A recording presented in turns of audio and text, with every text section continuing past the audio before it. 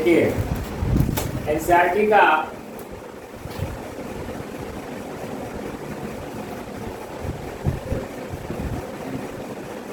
Four point four है, 4.4 ही है ना, 4.4। पहला क्वेश्चन बोला है कि निम्नलिखित द्विघात समीकरण के मूल की प्रकृति ज्ञात कीजिए। पहला में क्वेश्चन है मूल की प्रकृति, मूल की प्रकृति हमको क्या करना है, ज्ञात करना है। ठीक है, इसमें पहला क्वेश्चन है 2x² minus 3x plus 5 equal to 0।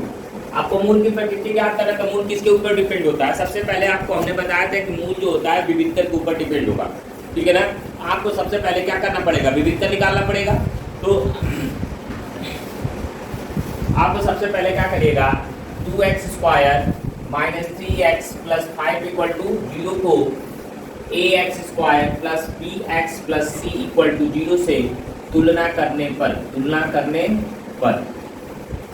करिएगा। इसके बाद a बराबर यहाँ से क्या निकल के आएगा, 2, b बराबर क्या आएगा माइनस 3 और c बराबर निकल के आ जाएगा 5। क्या निकल के आ गया 5। आपको तुलना करने बताएं, ax² इसके नीचे रखेंगे, bx रखेंगे, जो मान रहता है वो आ जाता है नीचे। समझ में आए इतनी बात? अब यहाँ पे हमको विविधकर निकालना है, तो d बराबर विविधकर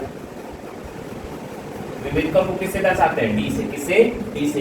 इसका फार्मूला आता है b² माइनस 4ac।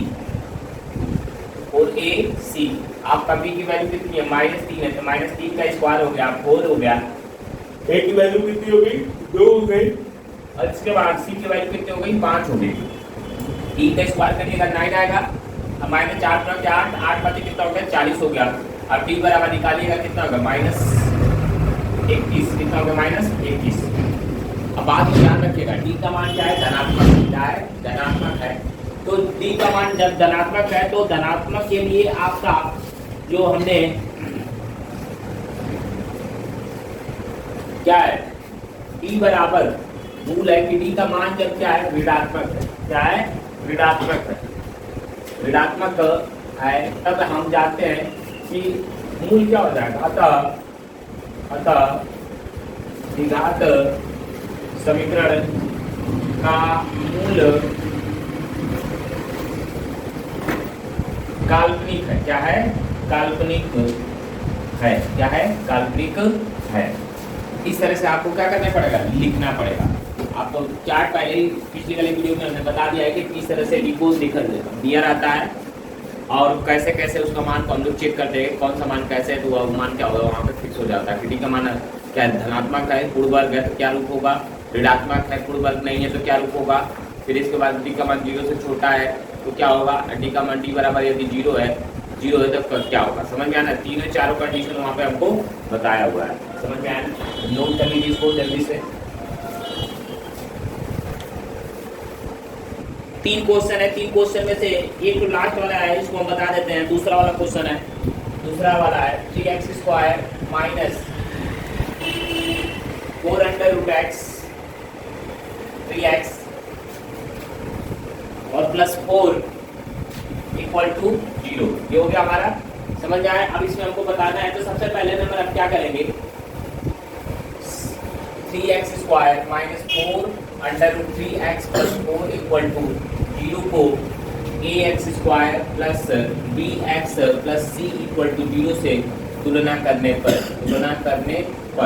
तुलना करिएगा तो हमारा क्या हो जाएगा, a बराबर क्या आ जाएगा, 3 आएगा, b बराबर क्या आ जाएगा, -4√3 आ जाएगा, c बराबर क्या हो जाएगा, 4 हो जाएगा। ठीक है, आपको विविधता निकालना है। विविधता निकालिए सबसे पहले नंबर। तो विविधता निकालने के लिए b बराबर क्या होता है, b² माइनस 4ac होता है। b का मान -4√3 कितना है, 3 है, स्क्वायर हो गया, -4 × 3 × 4 हो गया। अब इसका स्क्वायर करिएगा तो 4 × 16 48 हो जाएगा। ये करके देख लीजिएगा, मालूम है ना आप लोगों को, -4 × 16 48 ही हो गया। दोनों को करिएगा 48, c कितना आ जाएगा, 0 आ जाएगा। d का मान क्या है, 0। अब d का मान 0 है तो आपको d का मान 0 के लिए क्या बताया गया, d का मान जब 0 होगा क्या होगा, 0 होगा, तो क्या बताएगा, 30 मूल वास्तविक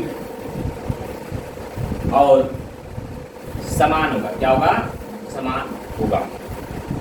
एक कंडीशन है। समझ में आया। तो तो ये है मून की गतिशील, ध्यान रखिए। बार बार आप बताना नहीं पड़ेगा। देखो इसमें सबसे पहले नंबर 2 समीकरण है, इसमें दोनों में प्रत्येक का मूल बराबर है और k का मान ज्ञात करना है। क्या करना है? k का मान ज्ञात करना है। ऐसे क्वेश्चन में हमेशा ध्यान रखिएगा कि ये सबसे इंपॉर्टेंट क्वेश्चन है, ये समझ में है ना, बोर्ड के एग्जाम के लिए सबसे इंपॉर्टेंट क्वेश्चन है। साइड बुक में इस टाइप का क्वेश्चन 3-4 को मिलेगा, ठीक है। यहाँ पे आपको k का मान ज्ञात करना, मतलब अज्ञात राशि का क्या करना होता है, मान को निकालना होता है। तो सबसे पहले यही कर रहे हैं कि आप कि पहले मूल बराबर दे रहा है तो आप इसको पहले द्विघात समीकरण और उसमें विविधता निकालने की कोशिश करेंगे, समझ में आया ना। तो क्या लगेगा, पहले वाले क्वेश्चन को हम सॉल्व करते हैं।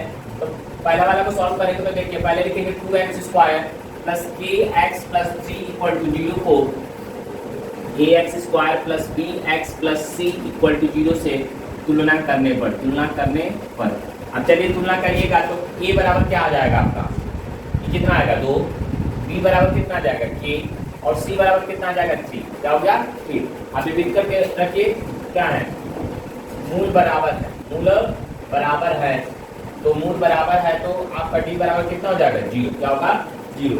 तो d का मान आप जानते हैं b² माइनस कितना होता है 4ac इक्वल टू 0 होता है। आपको करना है क्या है, मान को इस पर रखिए, b का मान क्या है k, तो k² minus 4 into 2 into 3 equal to 0। अब यहाँ पे देखिए k² इक्वल टू माइनस 12 गुना के कितना हो गया 24 equal to 0, k² equal to हो गया कितना 24 और k बराबर हो गया अंडर रूट के अंदर कितना हो गया 24। अब 24 को तोड़िएगा, तोड़िए 24 को,